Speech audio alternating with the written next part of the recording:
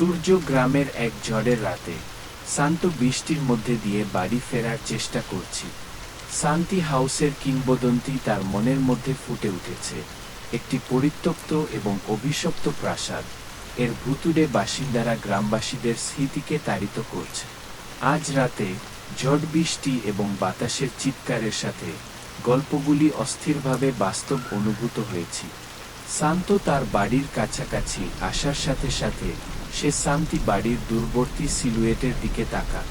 তার ধাক্কায় একটি ক্ষীণ আলো তার জানালায় জ্বলে উঠে।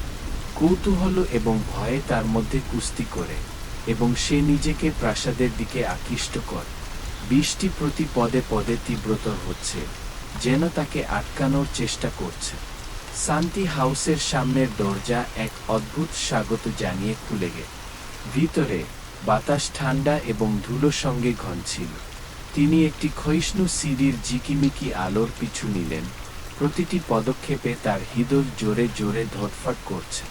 শীর্ষে তিনি শান্তি পরিবারের একটি পুরানো প্রতিকৃতির পাশে হলোয়েতে এক মোমবাতি জ্বলতে দেখেছিলেন। তাদের আঁকা চোখ দুঃখ ও রাগের সাথে তাকে দেখছে।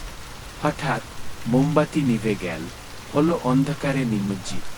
শান্ত অনুভব করল তার মেরুদণ্ডের নিচ দিয়ে ঠান্ডা একটা হাত তার কাঁধে ব্রাশ করছে।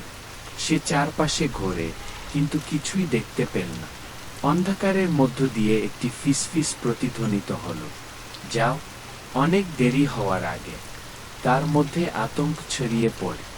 শান্ত হোঁচট খেয়ে সিঁড়ি বেয়ে প্রাসাদ থেকে পালিয়ে যায়, যতক্ষণ না সে নিরাপদে তার নিজের বাড়িতে না আসে। তার পিছনে দরজা লক করে সে কাঁপতে কাঁপতে ভেঙে পড়ে।